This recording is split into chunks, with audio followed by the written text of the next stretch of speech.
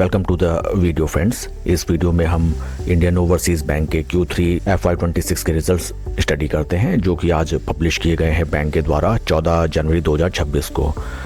On total income side, total income for the quarter निकल के आई है बैंक की 9671.58 करोड़, जो कि पास्ट क्वार्टर में थी 9216.33 crore, and in last year for the same quarter it was 8413.96 crore.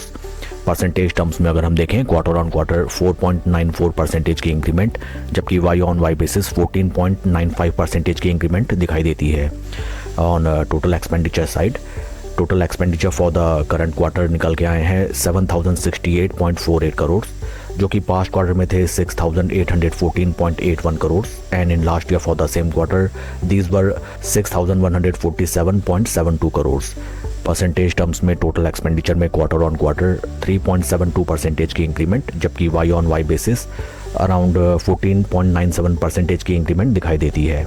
PAT figures को अगर हम देखें, जो कि है after factoring the income tax component, net profit for the quarter bank का निकल के आया है 1427.16 करोड़, जो कि पास्ट क्वार्टर में था 1258.82 crore, and in last year for the same quarter it was 875.27 crore. PAT figures में हमें क्वार्टर ऑन क्वार्टर 13.37% की सिग्निफिकेंट इंक्रीमेंट, जबकि वाई ऑन वाई बेसिस 63.05% की इंक्रीमेंट दिखाई देती है।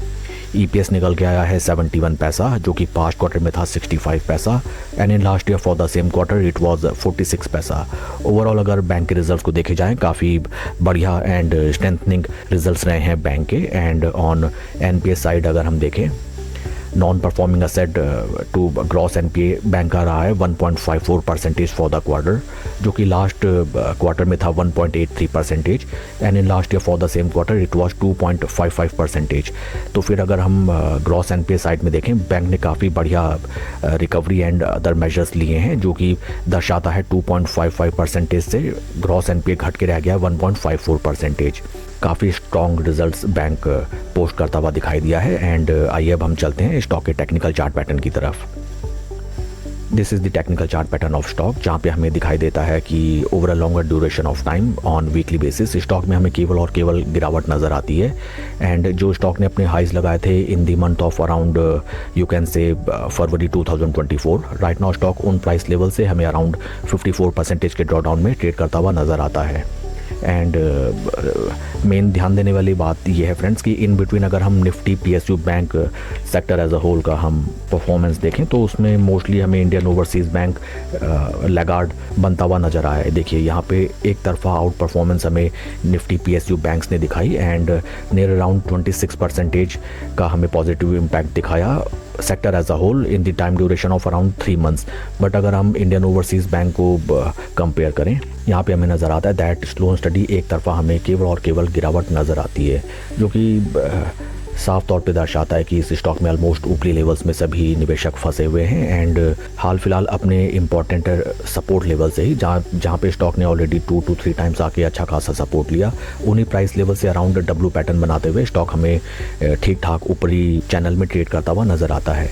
टेक्निकल टर्म्स में right now stock is trading above it's 20-day moving average and trading below it's 50 and 200-day moving averages. Share के performance को अगर हम कंपेयर करें विद निफ्टी 50, यहाँ पे भी हमें नज़र आता है that right now stock is trading below it's 0 levels.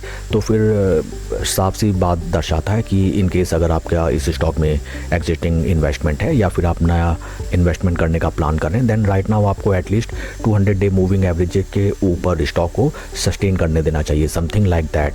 And at that point of time अगर स्टॉक अपने 200-day मूविंग एवरेज को सस्टेन करता है और साथ में 20-day मूविंग एवरेज के ऊपर स्लो स्टडी चलने लगे, at that point of time we can consider to make a new investment in this stock or either to average out our existing position. आज after the announcement of result हमें stock में ठीक ठाक increment, जो कि near around 2% का increment दिखाई देता है। And number of shares traded till 1 PM is around 1,38 lakhs. That's all for the video friends. God bless and always see you at the top. Thank you.